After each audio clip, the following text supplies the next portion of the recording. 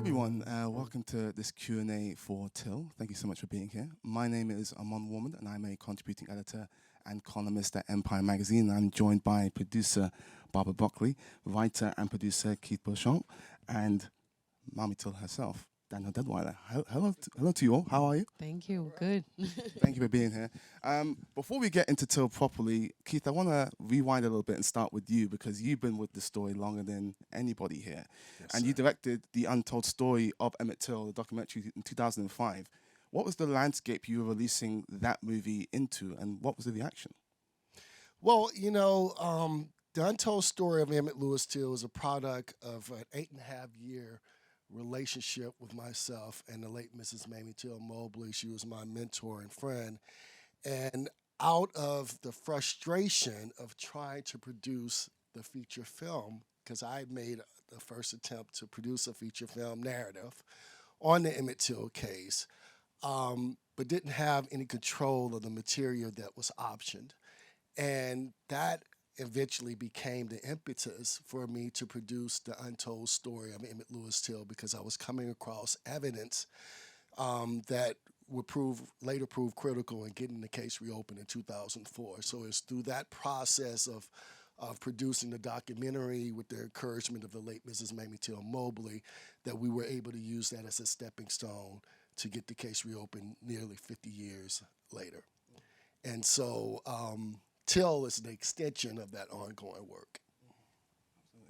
Absolutely. Barbara, I've read that you told Chinonye you can take this in whatever direction you want, which was a really persuasive thing to say to her to get her to direct this film.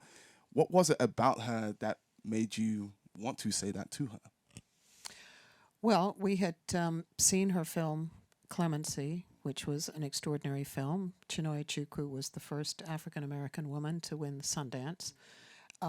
We saw the film with all the producers, Fred Zolo, Whoopi Goldberg, Tom Levine, Keith, Michael Riley, myself, sat with Chinonye, and she talked to us about her vision for the film. And, you know, she was very compelling. She wanted to make sure that the story was told from Mamie Till's point of view, which we agreed with. She wanted to not show the violent act, which we agreed with. So, you know, we felt everything she was saying was absolutely right. And we backed her all the way. And she's an extraordinary filmmaker. And we got this incredible cast. The most important role, obviously, was to cast Mamie Till. And we found Danielle. And so everything kind of just came together. I mean, I feel the divine intervention. You know, it's taken 18 years, but I think we got here for a reason. I think all the right people that had to be part of the telling of this story are the people that have made the film. I wanted to continue on with the finding of Danielle, because this is a mammoth role. When you decided on it, was it an immediate thing that you knew as soon as you heard the name, as soon as you saw her performance, that she was the one, or how did that come to pass? Well, we had been casting for some time, and we'd seen a lot of people. We were very fortunate in that Orion and MGM had said to us, "We're behind you. You get the best person for the role." They didn't put pressure on us to get a big name. They said, just get the best person you can possibly find. And we'd seen many, many people. And we were getting quite desperate, so much so that we were thinking of actually pushing the movie, which we really didn't want to do. And I'll remember it very clearly. It was a Friday afternoon. And Chinonye called me and she said, "Have you seen the latest tapes?" And I said, "No, I haven't watched them yet. I'm watching them this afternoon." And she said, "Watch them, call me." And I started to watch the tapes, and, you know, I was watching it. And then suddenly, Danielle came on. And, I mean, I got shivers. And I called her up. I said, "I just watched them." And she said, "Yep, well, that's our Mamie." And she then had a bit of a process that Danielle can talk a little bit about. Yeah, please. Yeah, we continued with a director's session, and we focused primarily on the funeral home scene where she witnesses his body for the first time after returning from Mississippi. And then we had a meeting, and that's when I met Barbara. And I met all of the lovely women who are supporting the film from a studio and producerial role. And then they called me and they said, "Hey, come and play." And I said, "All right." Yeah, it was a traditional process of getting into accepting the role. And was it an immediate yes for you once you had gone through all this process and they did offer you? Because I imagine this is something you need to ask yourself a lot of questions before you really fully commit to. It's an immediate yes when you're asked to do it. Yeah, it's a different approach. It's a more quiet and slow approach when you even get the script, because I took about a week to read it because I was working on something else. So you want to take your time and seeing this perspective and digging into the historical nature of it, which has been a part of my life since I was a child, as a child of Atlanta and the legacy of the civil rights movement in that city, and so all of those things are synthesizing to get to an understanding of how this will impact you, how it will influence your body, your mind, your spirit, and what you're willing to offer to it. It has to have that great weight. It is a mammoth role. Yeah. And you knock it out of the park. I imagine once you have your mommy, the other element of that, especially in this film, is casting your Emmett. What was it about Jalen Hall that said that he was the one? Okay, I'll take that one. I'll take that one. Jalen is just, he always talks about his process in getting into the role, was realizing that Emmett is not very different from him. And Jalen was 14 when we were in the making of the film. So it's the same age as Emmett.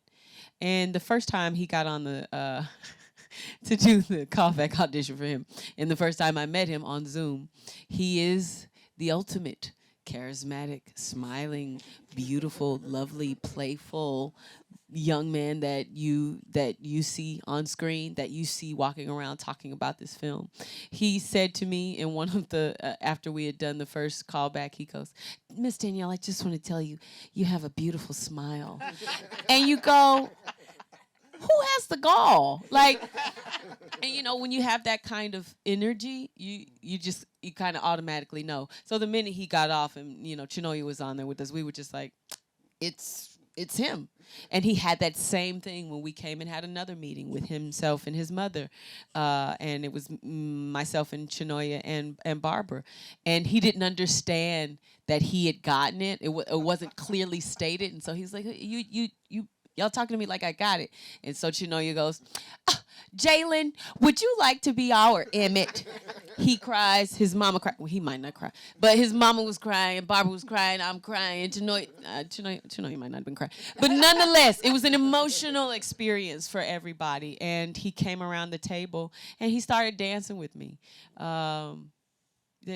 That's just quintessential spirited young man, reminding us of Emmett, reminding us of the beauty of what it is to be a young black boy in America. He's not wrong, you know. You do have a beautiful smile. Don't play with me.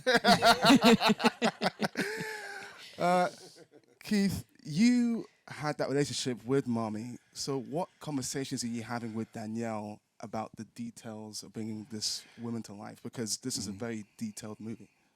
Well, I was there to answer any questions that she may have. I mean, there were a couple of times where we talked late at night about the late Mrs. Mamie Till Mobley. And for me, you know, anyone who got involved, I set a high bar, you know, because I knew this great woman, and all I've ever wanted to do was to resurrect my friend. And Danielle did it. I mean, I was nervous about the whole process, and Barbara was on me, trust the process. Okay.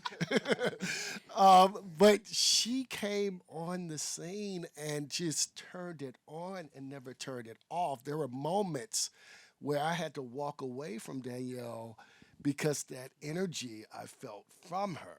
And then I started second guessing myself. is this the right thing for us to do? Because this story is so sacred.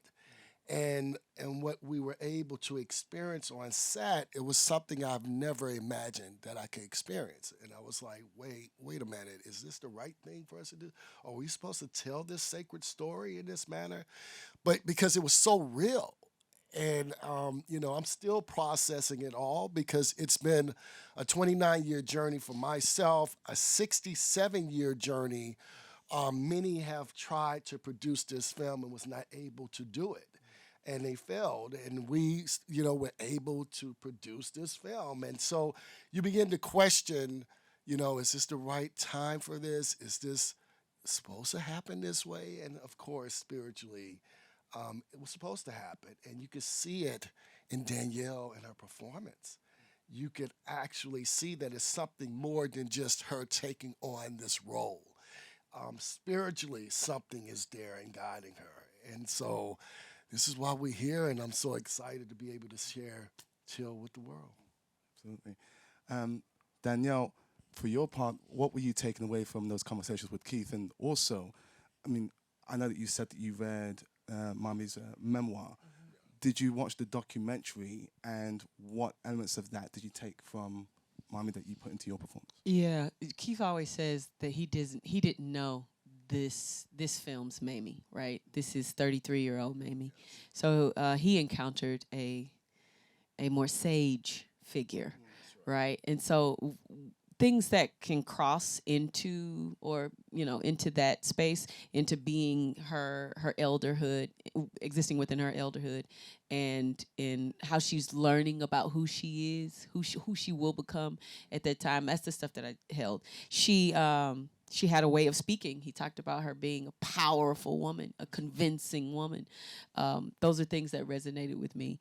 And that's what she's finding in this film. She's going from being a Chicagoan who is prosperous and influential in their small Black community to being someone who goes from mothering one to many and is influencing with her voice and her desire to educate and teach, not only about her experience as Emmett's mother and the tragedy, but beyond that, in understanding the need to fight for oppression. So how does one find a particular kind of power? Those are the adjectives that were describing her that resonated with me.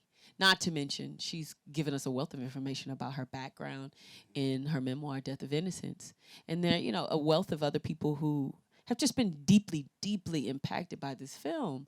Not this film, but by the life of Emmett and Mamie. And so there's so many works of poetry, essays, and visual art that show how deeply, seated this is in the psyche of Black America and in the American, historical context as well. So I took all of that in and synthesized that with Keith's vigor and love for Mamie to develop the role.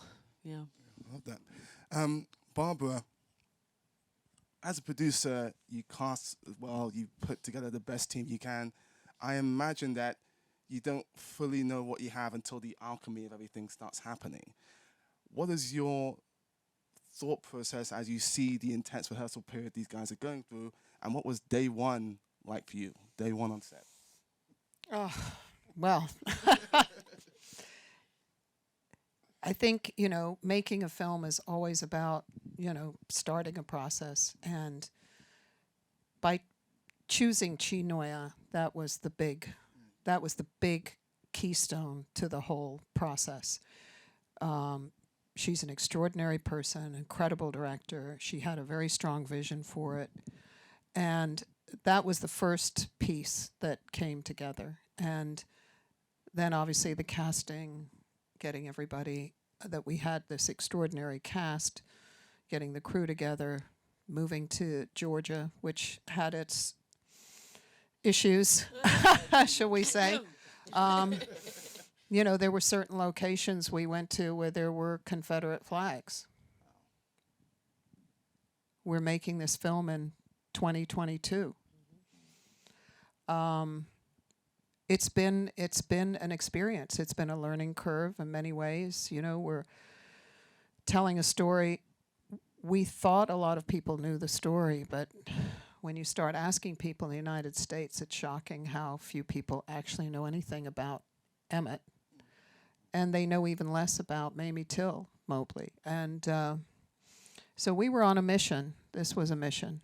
And seeing it all come together, I mean, I did know what we had. I knew we had something extraordinary because I was watching particularly Danielle. I mean, when Danielle did that courtroom sequence, it's a 7-minute scene. And the first time she did it, the entire crew, cast and crew, stood up and gave her a standing ovation. It was really one of the most memorable moments of my professional career to watch her. And Chinoya, you know, and our wonderful cinematography, Bobby Bukowski, you know, said, we're not going to do any, we've decided we just don't want to do any reverses. We don't want, we had, you know, she had planned 7 or 8 other, you know, points of view, and said, no, we're just going to just focus on her. It was so compelling. And we had members of the Till family who came on the set, and they all saw Danielle, and they said they couldn't believe how it was as if Mamie had come back. And, you know, we're really honored to have made this story, and particularly to be here in England for British audiences to see this film, because I think it has tremendous resonance. And strangely enough, the date that we're premiering here, January 6th, is the 20th anniversary of the passing of Mamie Till, which happened sort of accidentally that date occurred. But again, it feels like it's divine intervention. You mentioned the courtroom scene for both yourself and Keith. Was there any other day that you really wanted to be on set for? Any other scene? I mean, every scene had something very powerful in it. It was a, you know, it's a difficult film to make for everyone, the cast and crew, emotionally. I mean, Keith, you. Well, I mean, there are a number of memorable moments. One, of course, that stands out the most is, you know, Danielle seeing the body of Till for the first time. And, you know, it's something to speak to Mother Mobley about that, and to try to envision what she dealt with in 1955. But it's something different when you see it come to life. And that's when I began to second guess, oh, are we supposed to do this? I mean, it doesn't feel right, you know. It was just too real for me. And I actually emotionally broke down, and everybody watched me walk away from the set because I was there. I mean, oh God, and I have chills now just thinking about it. When Danielle emotionally broke down in that scene, I mean, it was raining, it was cold outside. You could hear a pin drop in the midst of all the drama that was happening. When she let out this cry, this soulful cry, I had never heard anything like that before. And so I had to walk away and just think about it. It gets me a little emotional because I just can't imagine Mother Mobley or any mother having to go through such experience like that. And man, I mean, I'm just so happy she was able to bring my Shiro to life, and now we get to share this story to the world. It's just really a remarkable experience. Yeah. I love that. Danielle, the decisions that you make all the way through the film in terms of when to go big and when to be a little bit more understated in your reactions, I think is part of what makes the performance so incredible.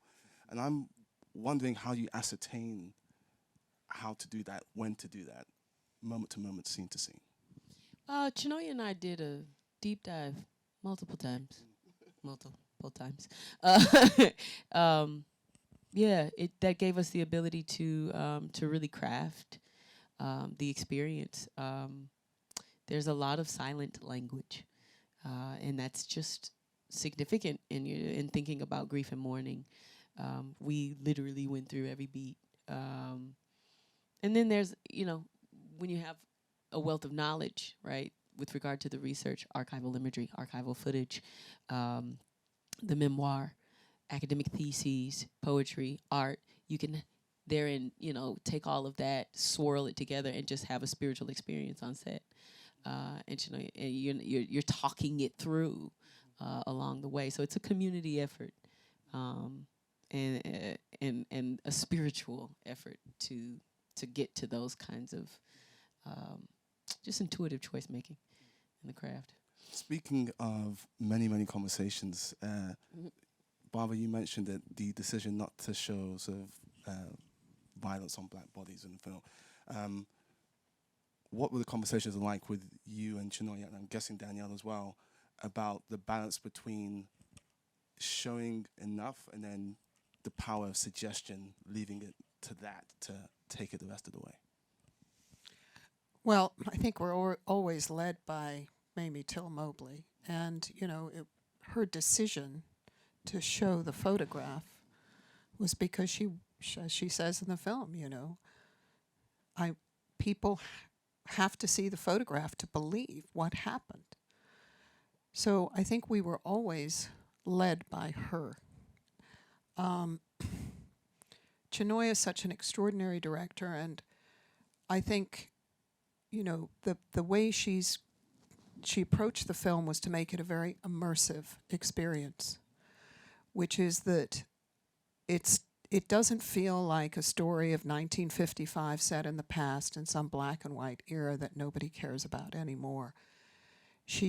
All the decisions she made about seeing the film, the color of the film, the life of the film, was in order for us to bear witness, to be immersed in the experience. So we're feeling it alongside Mamie Till Mobley. And as someone said to me who'd seen it recently, they said, they were concerned about seeing the film because of the nature of the story, but that Danielle, as Mamie, holds your hand through the experience. And I thought that was such a beautiful way of putting it. So, this story was safe in the hands of Chinonye and Danielle and all the wonderful people that really poured all of their heart and soul into the making of the film to honor Mamie Till's legacy and Emmett's legacy. The final line of the film is something that stuck with me a little bit. It is, what happens to any of us anywhere in the world had better be the business of us all. Keith, that feels like a line that echoes through all the eras, all the way up till now. Can you speak to the power of that as a final line? And Danielle, maybe you can speak to the power of delivering that as well. Keith, you go. I always said that Mother Mobley was an unintentional activist. She was thrown into this world within the time frame of her losing her son to the trial of 1955. That's 1 month. And so imagine a 33-year-old person going through that whirlwind of emotions and having to gather themselves when you're fighting all these isms of the world, having to gather herself to be strong enough to fight for justice for her son. And so those words, in many ways, just as others, are prophetic. She understood the importance of the legacy of her son, but she also understood human beings and how we could have this individuality about ourselves and not worry about things around us. And so, that quote is a powerful quote in many ways, and it resonates into a lot of people. But for me, it just keeps you on guard and makes you aware of your surroundings and the importance of understanding not just yourself as an individual, but the world around you and how we as individuals have to be engaged in the injustice that we see before us. And no longer can we allow the injustice to happen without being questioned or being challenged. And so it's inspiration in many ways. There's so many different things she inspires, and so many words that she has given me over the years that continues to inspire me today. But I'm glad that we were able to leave out with that particular quote because it encompasses her. I mean, she lived a well-to-do life. A lot of times we think status, helps us from, facing an injustice and so on. And the reality is that it hits everyone. Yeah, that's real. That quote is the radicalization of Mamie Till, and that's the revelatory moment. It's a build up from beforehand.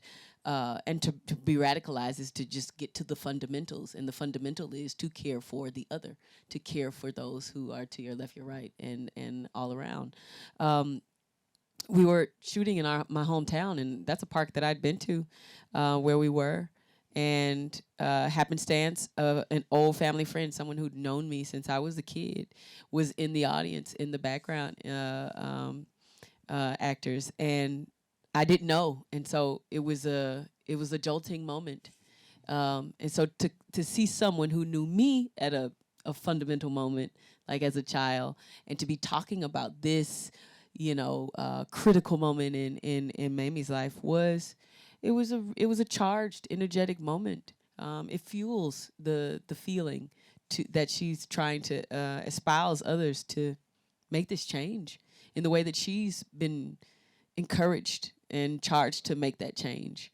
So it's beautiful to see that. It's beautiful to feel that. And she did it for the rest of her life. It was, yeah, it's a glorious moment. I'm going to open it up to some questions now. Does anybody have a question? Knowing, how do you tackle something like this? Because you had a relationship with Mamie, and also knowing that the connection you would have with her, the connection you would have with this particular story as a Black person, and also knowing that we know, how do you tackle something that we already know is a piece of history? We know what happens at the end. Yes.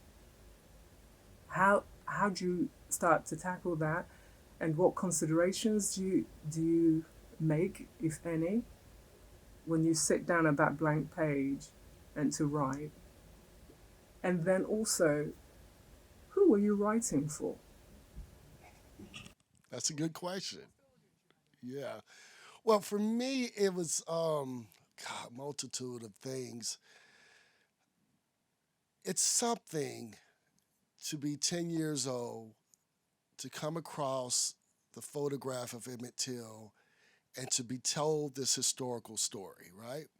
It's another thing to meet the significant figure in this story and then become a part of that history yourself. That's been my journey.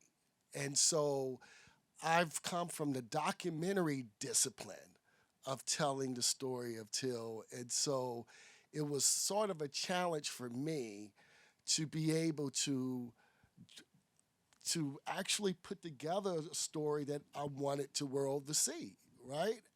But I did understand that when I sat down, it had to be a story that Mother Mobley wanted us to all the experience. And so it wasn't just about the telling of her son, Emmett, and the atrocity, of course, the lynching that befell him. It was about engaging and capturing the attention of the public and to awaken that sleeping giant in us once again, to understand that what befell Emmett Till in 1955 is a continuous injustice. And so I knew that we had to leave off with the film being inspirational and to inspire others, because I would have never wanted to tell a film if it did not have the same impact that I had when I met Mother Mobley. The whole thing, the whole point of my involvement was to resurrect my mentor. And we were able to do that, but it's also, what happens afterwards. And she used to tell me all the time, Keith, you must continuously tell Emmett's story until man's consciousness is risen, because only then that would mean justice for Emmett Till. Being in my mid-20s, I didn't understand what she was saying. I didn't quite register what she was trying to tell me until later on, after seeing the death of Trayvon Martin and others before Trayvon, even before. I mean, people were always bringing up Emmett Till. And what she was trying to tell me was that no matter how long and how hard we fight for justice for Emmett, we may even attain courtroom justice, but it's not going to stop the other Emmett Tills of the world from happening. And so I knew that it had to be a story that not only brought awareness and educate people about the story of Emmett Till, but it had to educate people about what's continuing to happen today. Because there's no other story that speaks more to this generation, this political and racial climate, than the story of Emmett Till. In 1955, we were dealing with the same social ills that we're dealing with today, because things may have cosmetically changed, but the fight for human and civil rights, not only in the United States, but around the world, remains the same. And so, as Danielle mentioned earlier, I didn't know the 33-year-old woman. I knew the more posh, the more, woman, who went through this fight. So having to go back and dig deep and go through all the material that I gathered over the years, because I have, interviews with her, and just sitting down with co-writer Michael Riley, who's also a producer on this. I mean, things would have to click. We'd sit down and just talk and try to extract everything that I knew about this woman and put it on page. And so it was interesting because things start falling in place easily for me. Although I didn't know this woman, there were certain things she said to me that triggered me when putting the words on paper. And so having Chinoya come in, and she, of course, molding the story the way it needed to be, was truly helpful as well. But I knew that it had to be a film that could stand the test of time, that would inspire, because I wanted people to have the same experience when I met Mother Mobley, that inspiration that bounced into you from her. I wanted people to walk away with the same thing, and it seems to be happening. And so I'm glad we were able to do that. This film itself sounds like a sole purpose.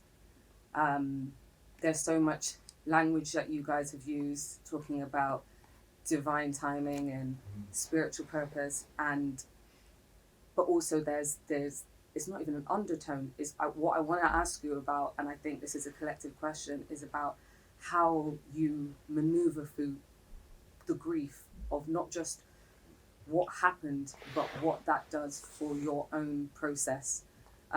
Especially as a writer, I feel like at the moment when I'm creating, I've got to the point where I'm overwhelmed by grief. And I want to know how you guys are able to, because in order to create this work, you've had to really dive into that. How are you holding each other as a collective, as a producer? How are you able to look after your cast and your crew? But also, how are you guys at home when you're not on set? How are you able to kind of move through that feeling that you can kind of come back the next day and keep doing this and get to the other side of it? Therapy is imperative, and not as, I mean, for my own personal sake, and then as a collective, because they made sure that a therapist was on set, available for cast and crew.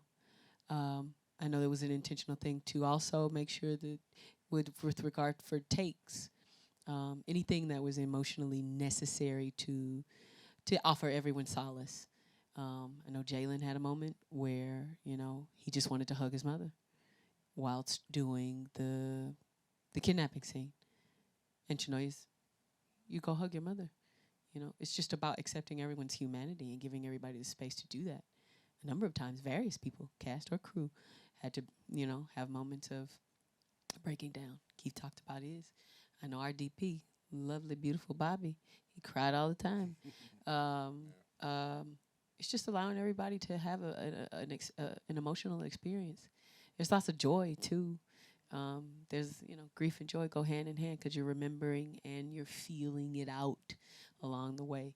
So I think that the community was caring for each other at the end of the day. And we had a great mission. So when you're tired, you just go home and you take your butt to bed.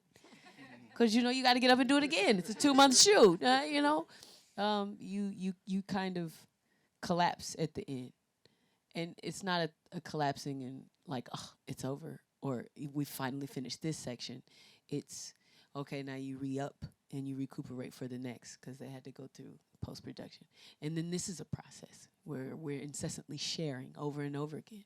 Various people are having rich reactions, and we're acting as doulas, emotional or cinematic doulas, so that folks can feel. And because we're also in a moment where, you know, globally, people have not had the ability to truly grieve. So it's a full 360-degree experience of grief and coming around to joy. Because that's what it is. That's what we're doing it all for. To find that, to get to that, to fight for that. So It was really difficult to watch, but also really spiritually awakening and special to watch. I felt held by you, Danielle, so thank you. Yeah, you do speak about the spiritual transcendence of Mamie and Emmett, and how those two spirits have guided the process. And I wondered, and interestingly, Keith, your experience of Mamie is a completely different experience of the Mamie that we see on screen. I wonder what gift the 33-year-old Mamie has given to all of you, and what you feel she's potentially giving to the rest of the world. Look, I met one of the most prolific people I think I will ever meet in my lifetime. I don't think I would meet anyone like that ever again. I think certain people come to you at a certain point in your life for a reason. I know for sure she came into my life for a reason. Till is not the only case that I've investigated. I'm known for investigating civil rights murders. In fact, it was my work with Emmett Till that inspired the Civil Rights Cold Case Initiative, what later becomes the Emmett Till Unsolved Civil Rights Crimes Act that was signed into law by President Bush and reauthorized by President Obama. And so, I eat and breathe this. I wake up in the morning thinking of Emmett Till. I go to bed at night thinking of Emmett Till. It's the strange way to live, I know, but that's been my life since I was 22 years old. And this is all I know. And everything that I've learned, of course, a lot came from my parents who are activists themselves, but Mother Mobley taught me so much. And that 33-year-old woman, that energy of someone being young and, facing all the different odds, but standing before, the white supremacy system and holding the system accountable for its actions. I mean, that is something we all can take away.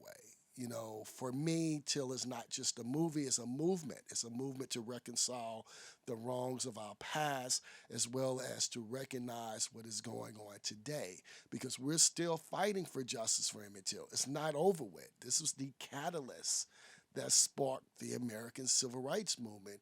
And if we could arguably say that the Civil Rights Movement was one of the greatest movements ever produced by citizens in America, the most powerful movement in anywhere in the world, then you must look at the story of Emmett Lewis Till and understand what transpired in 1955 and the courageous actions of this 33-year-old woman that led to the mobilization of the modern-day civil rights movement. That's the only way we will ever see a movement of its kind now. And so that's what I take away from that 33-year-old woman, that ongoing fight. Till is out in cinemas on January 6th. Please join me in thanking producer Barbara Buckley, Keith Beauchamp, and Danielle Deadwyler.